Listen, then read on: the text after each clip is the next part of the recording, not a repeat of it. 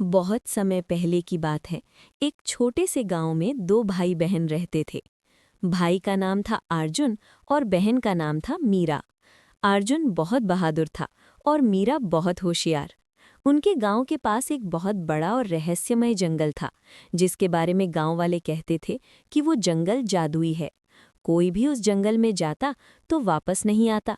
लेकिन हमारे अर्जुन और मीरा को तो पता ही नहीं था कि आज का दिन उनकी जिंदगी बदल देगा। मीरा, मीरा, जल्दी आ यहाँ। देख, मुझे ये अजीब सा नक्शा मिला है, पुरानी हवेली के नीचे से। इसमें कुछ लिखा है, लेकिन भाषा बहुत पुरानी है। मुझे कुछ समझ नहीं आ रहा। भैया रुको, कहाँ से मिला ये? दिखाओ मुझे। अरे वाह, ये तो बहुत पुराना नक्शा है। देखो, इसमें एक जंगल बना है और बीच में एक चमकता हुआ पत्थर बना है। और यहाँ लिखा है, जो इस पत्थर को ढूंढेगा उसकी हर मुराद पूरी होगी। भैया, ये तो उसी जादुई जंगल का नक्शा है जिसके बारे में दादाजी बताते थे। हाँ मीरा, मुझे याद है दादाजी कहते थे कि उस जंगल में एक जादुई हीरा छुपा है, जिसका नाम है चंद्रमणि। जो उसे पा लेता है वो दुनिया की हर बीमारी ठीक कर सकता है, गरीबी मिटा सकता है। लेकिन उस हीरे तक पहुंचना बहुत मुश्किल है।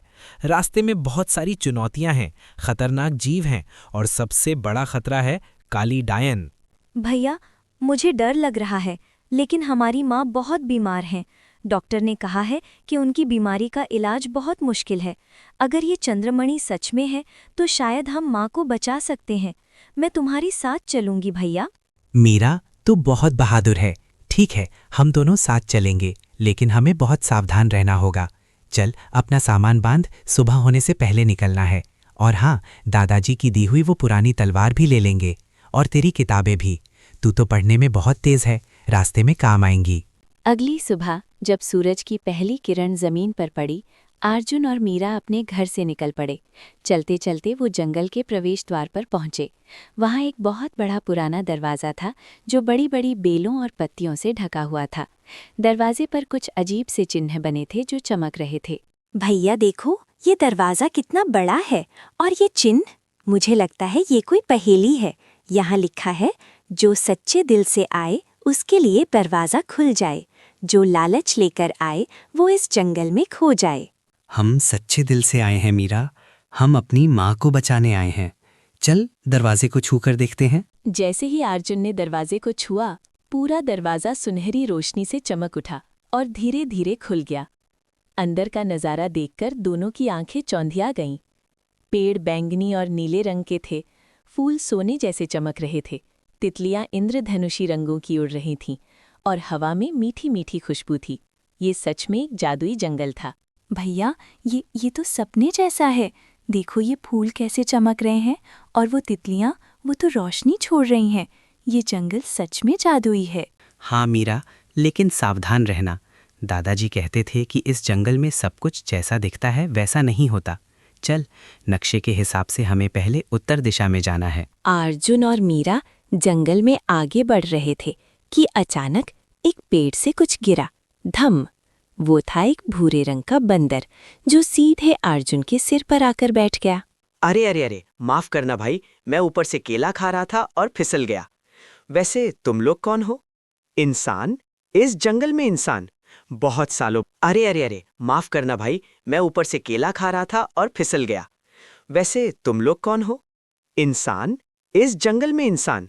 बहुत सालों बाद कोई इंसान आया है यहाँ। मेरा नाम बंटी है, बंटी बंदर। मैं इस जंगल का सबसे मजेदार, सबसे तेज और सबसे ज्यादा केला खाने वाला बंदर हूँ। अरे, तुम बोल रहे हो? बंदर बोलते हैं क्या? अरे भाई, ये जादुई जंगल है। यहाँ सब जानवर बोलते हैं, गाते हैं, नाचते हैं, कुछ तो कविता भी लिखते हैं। मैं तो रैप भी कर सकता हूँ। मैं हूँ बंटी, केले का दीवाना, जंगल में सबसे बड़ा मस्ताना।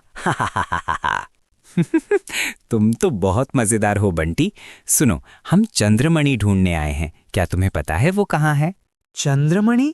तुम पागल हो क्या? चंद्रमणि ढूंढने कोई नहीं जाता। वो अंधेरी गुफा में है, जो काला पहाड़ के अंदर है। और वहां तक पहुंचने के लिए तुम्हें 3 चुनौतियां पार करनी होंगी। पहली, बोलती नदी को पार करना, दूसरी, भूल भुलैया के जंगल से निकलना, और तीसरी, काली डायन को हराना। और वो काली डायन, उफ, उसके बारे में सोचकर भी मेरी पूंछ कांपने लगती है। बंटी, हमें जाना होगा। हमारी माँ बहुत बीमार है। क्या तुम हमारी मदद करोगे? हमें रास्ता दिखाओगे? देखो, मैं बहुत बहादुर तो नहीं हूँ, लेकिन तुम्हारी माँ बीमार है ये सुनकर मुझे दुख हुआ। मेरी माँ भी।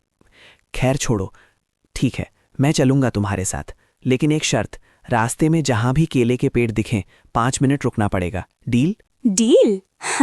चलो बंटी, हमारे साथ आओ। बहुत समय पहले की बात है। भारत के हृदय स्थल में एक छोटा सा गांव बसा था जिसका नाम था रामपुर। ये गांव चारों ओर से हरे भरे खेतों और ऊंचे नीचे टीलों से घिरा हुआ था। यहाँ की हवा में मिट्टी की सौंधी खुशबू हमेशा बसी रहती थी। रामपुर की सुंदरता देखने लायक थी, लेकिन इस गांव की असली पहचान यहाँ के लोग थे। यहाँ के लोग सादे थे, भोले थे, लेकिन जीवन की गाड़ी चलाने के लिए उन्हें संघर्ष की आग में झुलसना पड़ता था। गांव के बीचों बीच एक पुराना बरगद का पेड़ था, जहां शाम को सभी लोग इकट्ठा होते थे। लेकिन आज हमारी कहानी उस बरगद के पेड़ की नहीं, बल्कि उस झोपड़ी की है जो गांव के सबसे पिछले कोने में बसी थी। उस झोपड़ी में रामू नाम का एक किसान रहता था। रामू के पास जमीन का एक छोटा सा टुकड़ा था जो उसकी आंखों के तारी जैसा था। वो सुबह सूरज निकलने से पहले उठता और रात को चांद छिपने के बाद ही सोता था। हे ईश्वर, आज फिर वही सूरज निकला है। लगता है आज भी तपिश बहुत होगी। मेरी फसल की क्या हालत होगी, यही चिंता सता रही है।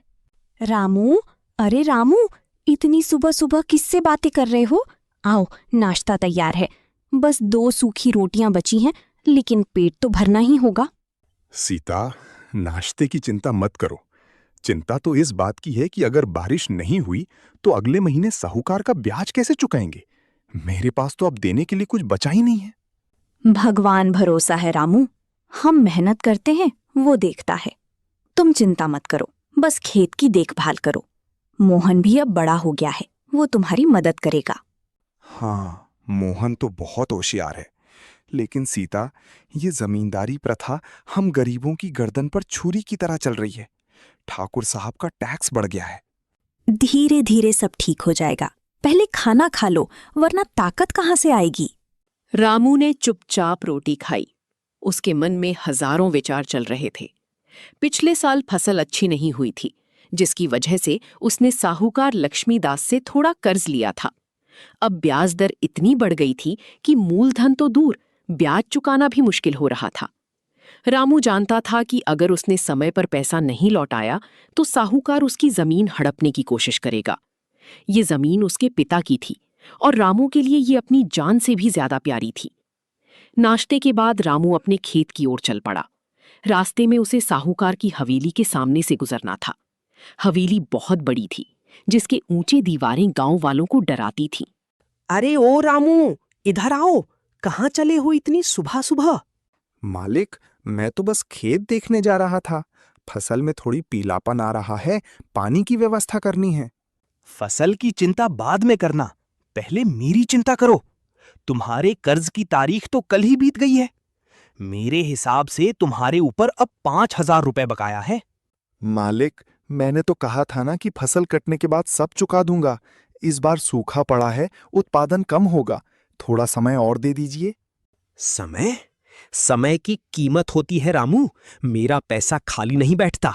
अगर कल तक आधा पैसा नहीं मिला तो समझ लेना तुम्हारी जमीन पर मेरा कब्जा हो जाएगा। कानून मेरे पक्ष में है। मालिक, रहम कीजिए। मेरे बच्चे क्या खाएंगे? ये जमीन ही तो हमारा सहारा है। मुझे उससे मतलब नहीं।